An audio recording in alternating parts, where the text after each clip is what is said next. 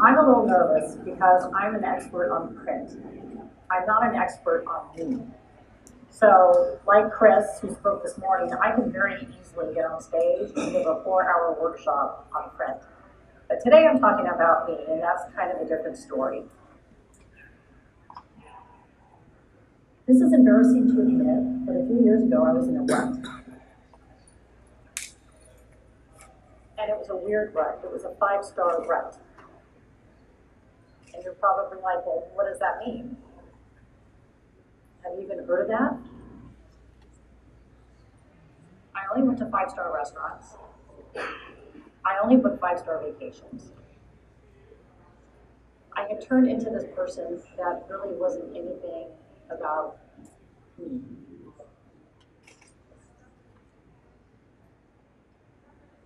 I owned and designed a print company for 19 years, and during most of that time, I was a single parent. I had 3 kids.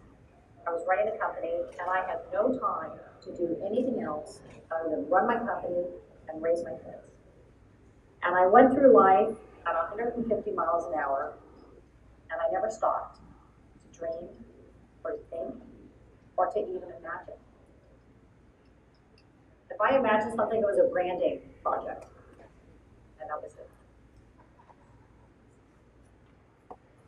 So I had 2 kids at home, and I sold my company. Started working for the company that bought my company, and all of a sudden, I was slowing down. I had time to breathe. My kids were 10 and 15, and I thought, okay, this is different. I'm going to start writing the book I wanted to write, which I did, and I thought, I got to get out of this rut. Now's the time to break through this rut. My 50th birthday was coming up, and I thought, I'm going to go on a trip. So my big idea for my 50th birthday trip was to go on a bike trip in Italy. You know the kind where there's a chase van, and if you get tired of pedaling, you just put your bike in the van, and then they drive you back to the hotel for more wine and cheese. This was my idea for breaking out of my 5-star rut. Shows you just how lost I was. I was also a newlywed. My ex-husband was my best friend and super involved with our kids. So I said to my husband, I said, you know, this is really the time. I started researching, that was January, my birthday's in August, and then I got an email. That was very intriguing, and it had this slide on it.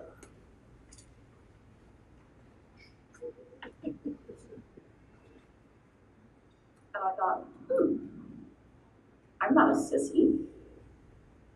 What is this? So I clicked on this email, which was a press release, and I watched a video. Well, everything changed. And rather than try to describe this video to you, I'm just going to play you the entire video that I watched so that you can have the same experience that I had. And this is it.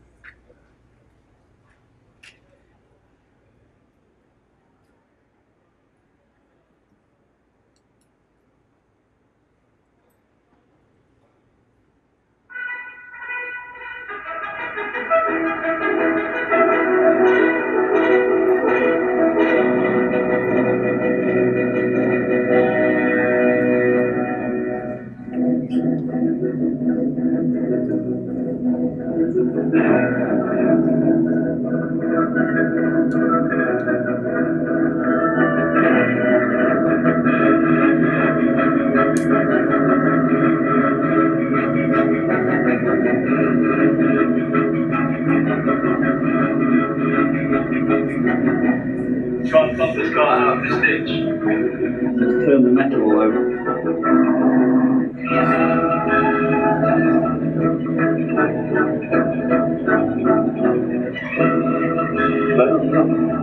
Listen to it.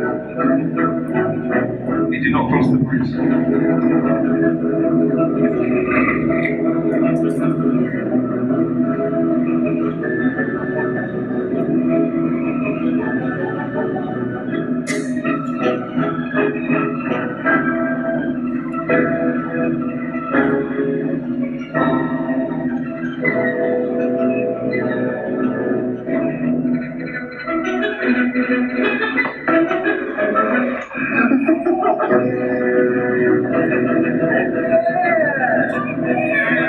Don't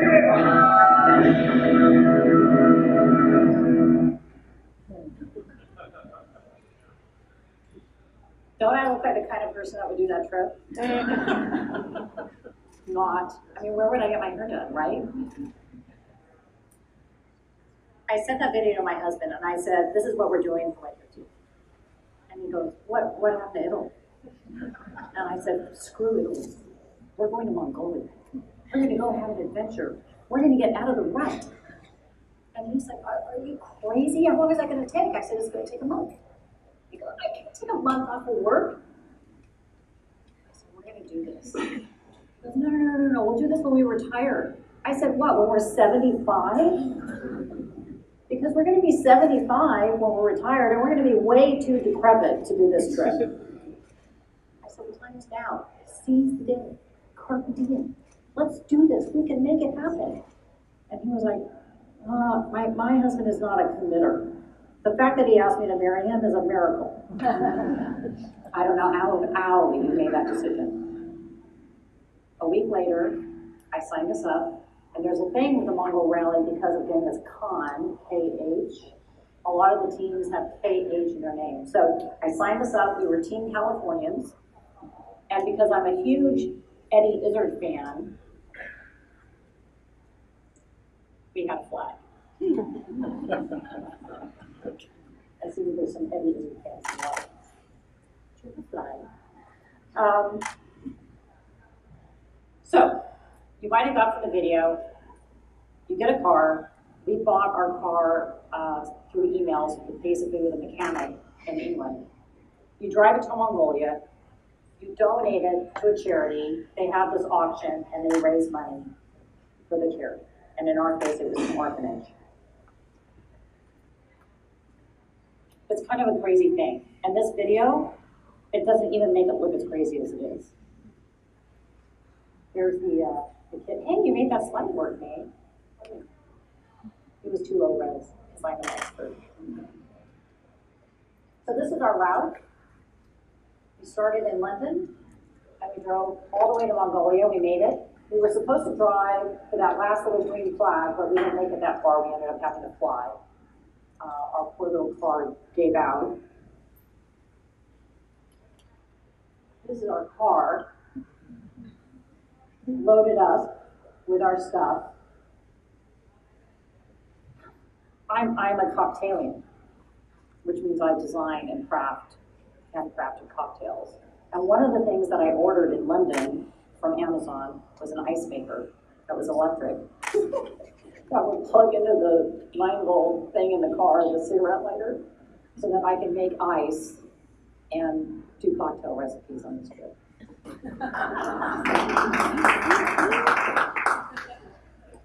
The ice maker was left in Uzbekistan in what we began to call for the gods. A little aside, my husband's brother's best friend was renting this house. This is the Queen's Manor farmhouse. And from the kitchen window, you can see the ramparts of Windsor Castle. So that's how we started our trip. So in Southampton, there's two parties. There's two launch parties. There's a launch party in Southampton. This is camping. The morning after the party, the mud was this thick underneath that green grass. It was extreme. The second launch party is in the Czech Republic in a ruined castle, and it's called Checkout. And this really sums up that party.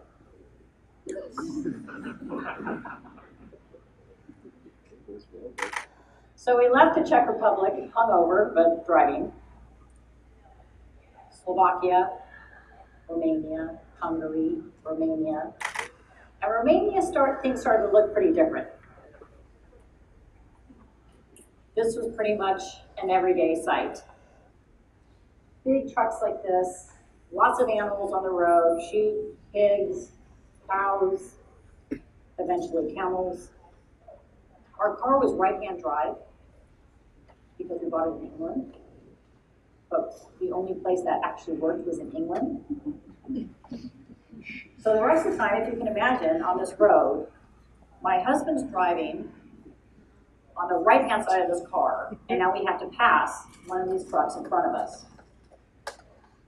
Which means my side of the car has to swing out into traffic, and I have to go, yes or no, go, stop, go, go. It was very nerve-wracking.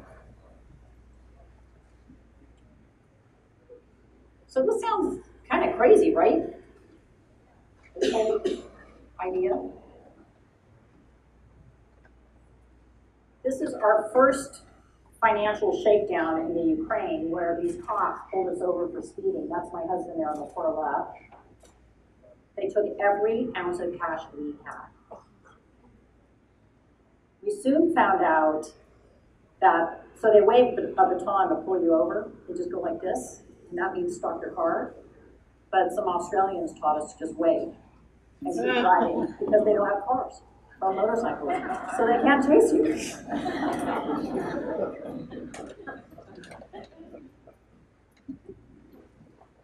Up until this point, it had pretty much been raining and it was cold, and then we got to Kazakhstan, and it was really, really hot.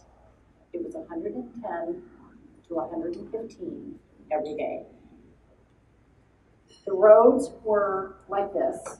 They were washboard, which meant this is the experience in the car. It's just this constant vibration. We discovered when we got to Kazakhstan that our car did not have air conditioning. It's 110, 115, which we didn't even think was possible, but apparently in England, they don't really need it that much. I thought air conditioning was some kind of aftermarket thing. I'm like, let's find the Ukrainian pep boys and just, you know, add it on. My husband can build everything. He's like, honey, it doesn't. So you can see the road. It's for crap. You can see how dusty the car is. Kazakhstan is huge. Look it up in a map. How can we get out of here? Just Google it. It is enormous. And we're crossing it from north to south on this road. Super hot. I cannot describe to you what it's like to be in this heat. We've got the windows down to get a breeze, but we can't talk because there's so much dust. The inside of the car looked just like the outside of the car. We had dust in places, eyelashes, tongue. I mean, you didn't open your mouth. So we're sitting, and we're sitting, and we're sitting. And right now it's really popular to sit. But this was a few years ago, and sitting wasn't popular yet. Little did I know I was on the advanced forefront of meditation, but I couldn't talk, couldn't listen to music, I couldn't read. I just had to sit. And I'm not a sitter. I'm like Action Marina. I'm not even a road tripper. Prior to this trip, I was point A, point B, as fast as we can, no potty stops. That's how I road trip. I'm sitting in this car and something happened. Something really amazing happened. Something left me. And the crazy thing is, this thing that left me, I didn't even know it was there. That's how screwed up I was. But I'm sitting, and I realize I'm not worried. I wasn't anxious. This feeling of impending doom that had been hanging over me for probably a decade was gone. I didn't even know it was there to begin with. It's kind of sad.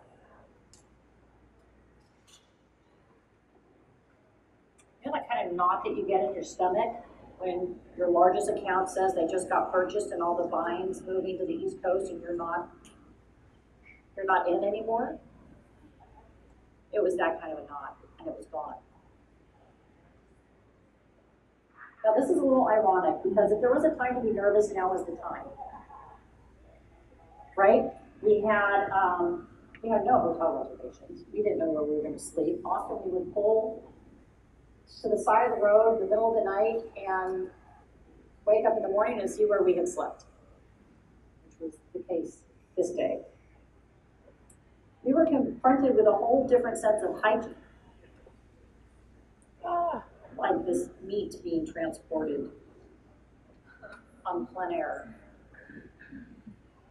We had no phone, no GPS, this was on purpose. We had paper maps. And that's how we were getting across the world. So that sounds pretty scary.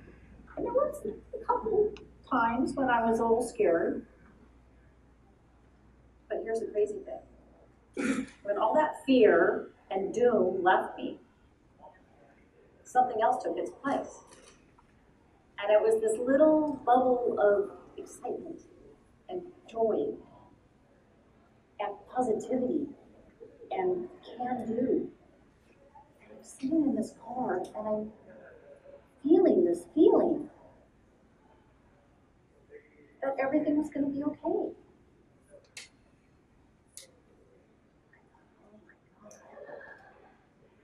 I used to feel like this every day. And I've forgotten. Completely forgotten.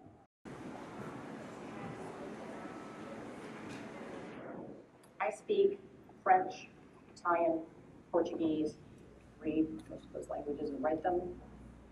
We were in an area of the world where there was just Russian and the Cyrillic alphabet, which I don't know, so I couldn't even sound things out. There was a lot of reasons here to be challenged and nervous and negative. We crossed, Russia itself has 14 time zones. We changed currencies every 3-4 days. And I was the nominated currency negotiator, and these guys who hang out at these borders with a lot of cash, and then they come up to your car window and they're like, hey, how much do you want? Rubles, how much? I loved it. I loved it. I woke up every day super excited about what the day would bring. And the day was completely unknown. But this voice inside of me told me it was going to be okay.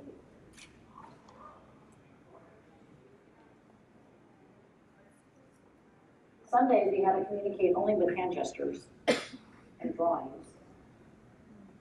Like the time we got towed, our car, the transmission was out, and we had to get towed across the border from Turkmenistan into Uzbekistan, and we were trying to communicate with some people to find out if we could even get across the border. Turns out we couldn't.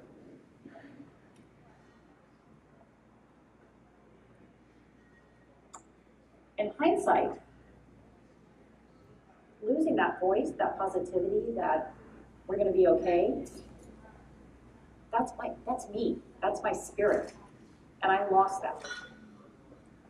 I lost that because I didn't know how to preserve it. Maybe it's because I'm Action Marina and I don't sit much. Maybe it's because I'm a designer and I just love solving problems. Give me a problem, dude. I'll work on that. And ask me to execute? Ask me to deliver a solution? Woo! I'm in heaven, right? I'm sure many of you can relate to that. But what happened is I ignored that voice. Maybe it was just one too many punches. 19 years of running a company and taking rejection and downturns and clients getting bought and no access to capital, and just there was one punch that just quieted that little voice, and it was down for the count. I don't know, if I was more introspective, I could probably figure it out. But I think that voice was waking up and told me to get out of that rut. That's what initiated this whole thing. It was still there, it was just buried. This is Siberia, which is one of the places that I want to go back to. It is so staggeringly beautiful. I saw the eagle hunters. This is a juvenile eagle because they wouldn't let me hold the adult eagle. My husband got to hold the adult eagle. This is in Mongolia.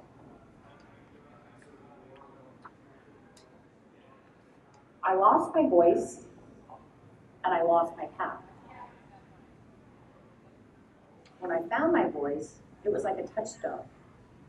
It was such a profound experience to feel that feeling again, that I would be okay, that now I can willfully call it back.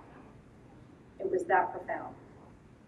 And I've lost it for a day or a week, but never any longer than that, because I can bring it back. I lost my voice because I didn't know how to keep it. But I'm sure that, whoops, if you have your voice in your ear, I know that you can live a much more fulfilling life.